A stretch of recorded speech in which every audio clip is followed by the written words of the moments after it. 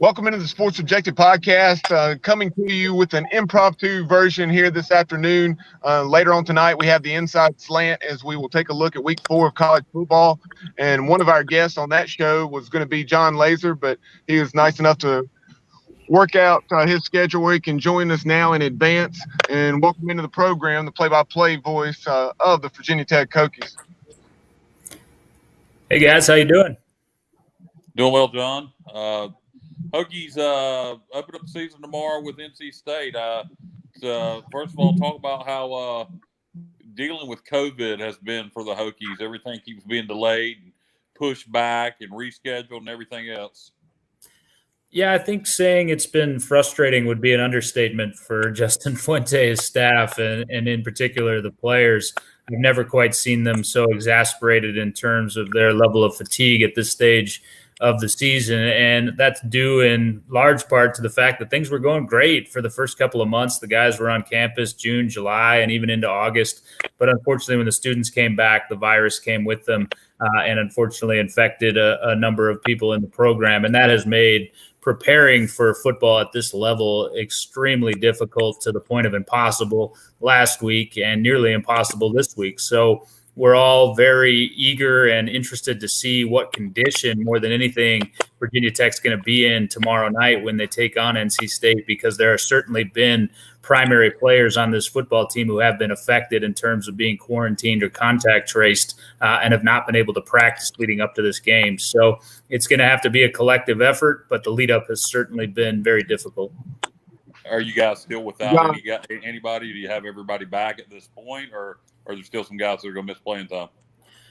Quite honestly, it's an hour-by-hour deal at this point, because guys have been matriculating back from their isolation and or quarantine over the course of the last 3 or 4 days. So at this point, I think they're expecting to be pretty whole on the defensive side of the ball. There will be a couple of guys on the offensive side that I don't believe will be available without getting into specifics. And I think the bigger issue is not necessarily of having them at all. It's, again, their readiness to play and how well they've been able to prepare themselves individually, physically, but also in terms of the game plan, whatever that may be, against NC State. So it's definitely not going to be Virginia Tech at 100%. And the hope is that the collective will of whatever percent it is enough to overcome a very formidable football team that looked very seasoned last year and much improved from a year ago. John, taking a look at NC State last week, won that shootout against Wake Forest, a terrific ball game at Carter Finley Stadium, 45-42. So what stood out to you about the Wolfpack in that one, and what are your thoughts in general about this matchup on or tomorrow afternoon, or tomorrow night, I should say?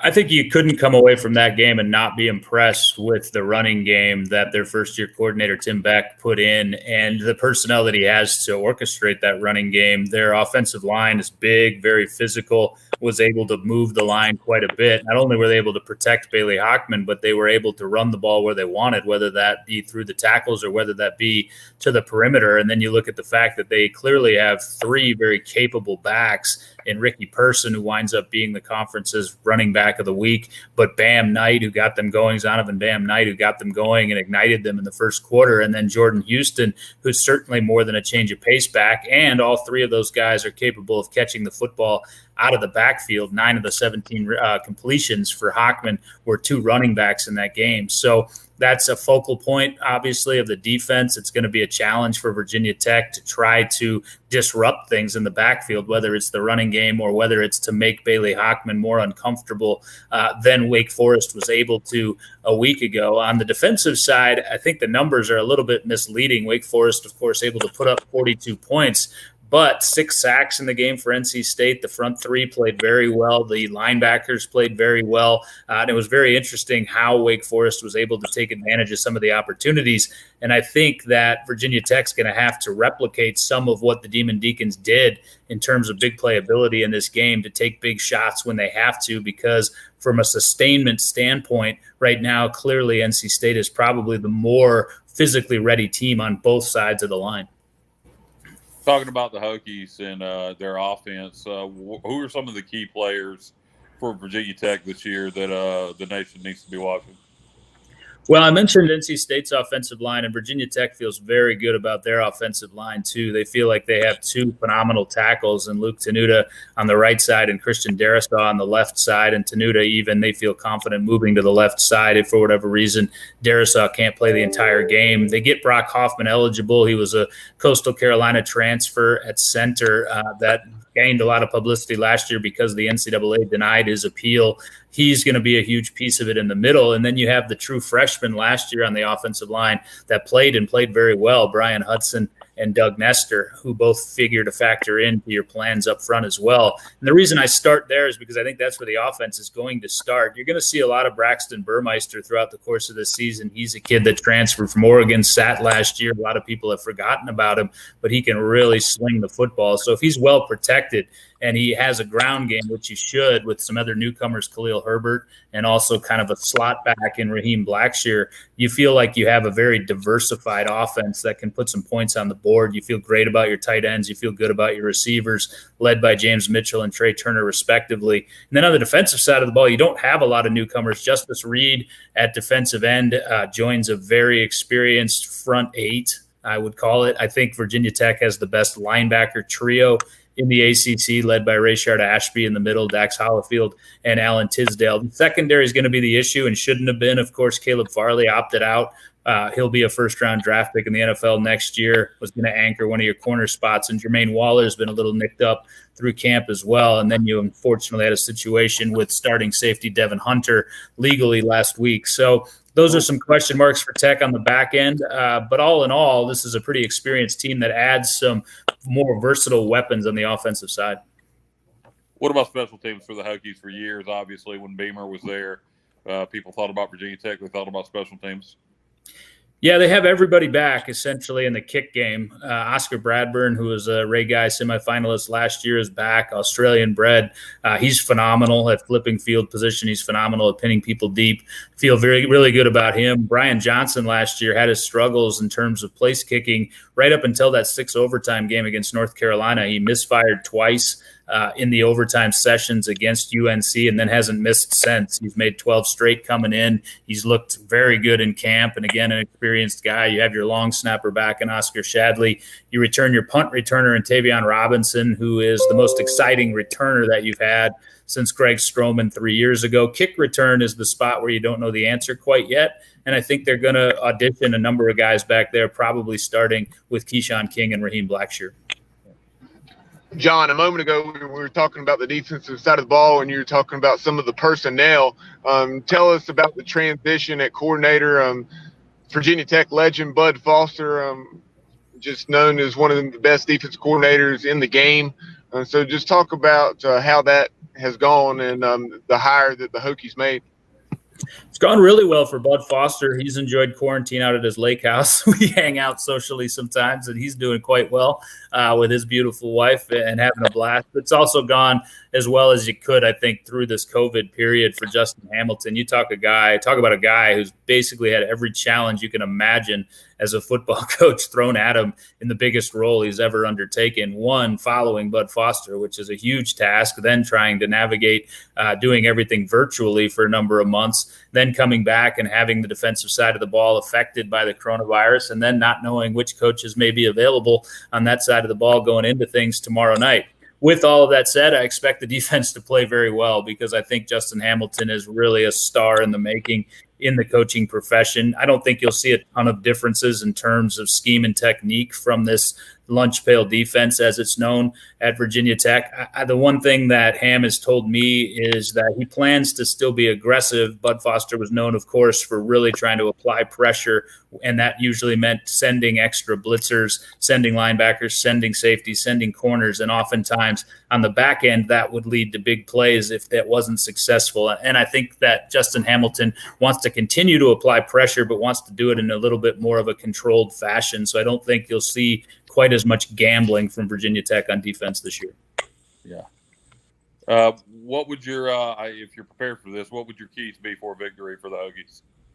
Well, you got to show up. We got to get to the game and get through today's round of testing. And I wish I was kidding, but everyone's kind of got an eye on that. And then you have to see who you have and what they have in the tank. And I think Justin Fuente will do a really good job in terms of recognizing how much and how often guys can play in this football game and crafting a plan around that. He's been pretty coy in terms of talking about that. I think he's downplayed expectations. Virginia Tech has to control this game offensively, and this is the oldest cliche in the book, but they've got to control things on the offensive line. If they're not able to do that and they're not able to run the football, it's going to be very difficult, I think, to spread the ball the way that they want to. On the defensive side, you have to create a situation where Bailey Hockman has to beat you with his arm, and it's not necessarily a case where he can't.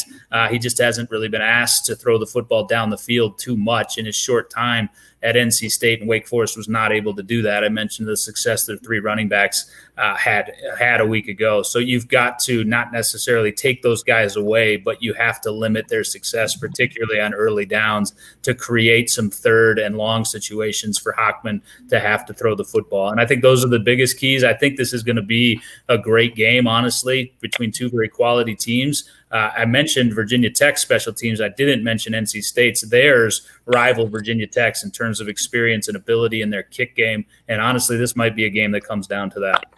Yeah, and one last thing for me. I don't know if Bub has anything else, but did it surprise you at all with all the COVID problems that Virginia Tech has had and the way NC State looked on offense to see the Hokies as much as a 7-point favorite?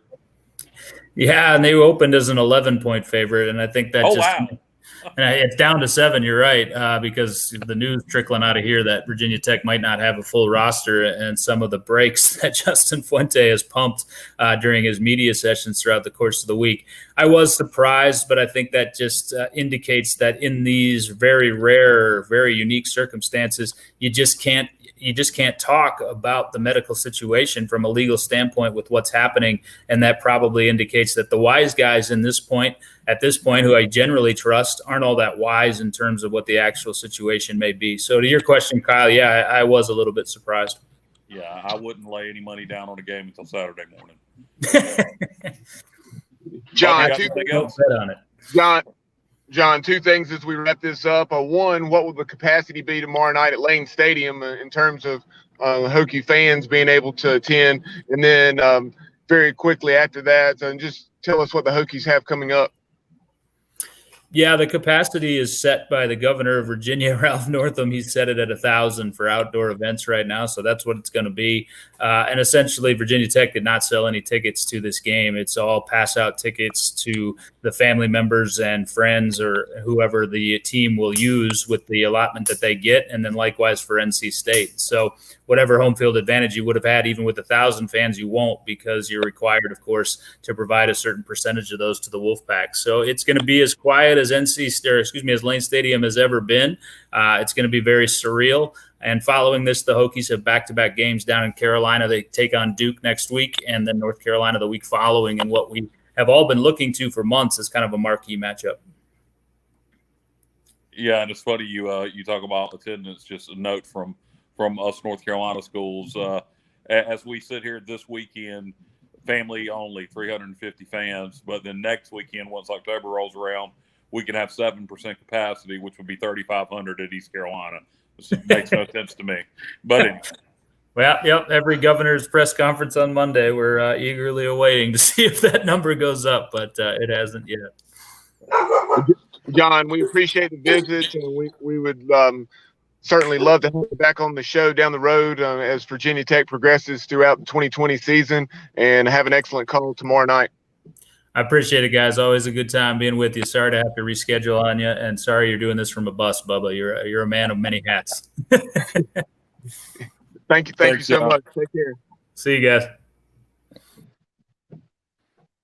All right, Bubba, we're gonna wrap this thing up, or we got something to talk about? Yeah, we'll just promote what we have coming up tonight. Join us right here on Facebook Live and our YouTube channel later on. 8 o'clock, so 8 o'clock to roughly 9:30, we will be previewing week 4 of college football. We will catch up with beat writers, play-by-play voices, etc., various analysts throughout the nation to preview tomorrow's action. The games that are still being played, what we've had already 4 or 5 canceled, Kyle? Yeah, a lot. Georgia State, in relation to East Carolina, Georgia State and Charlotte has canceled their game for tomorrow. That happened today, and that could impact next weekend. And my guess is it most likely will impact next weekend. So it'll be interesting to see how soon we'll have that information. And if we're not going to play Georgia State, Marshall's off next weekend. You would think that maybe we could get that game in with the herd. Obviously, going to have to work out some things logistically, but we'll see how things play out. Yeah, later on tonight, make sure you join us for that. If you missed it last night, we had our Pirate preview.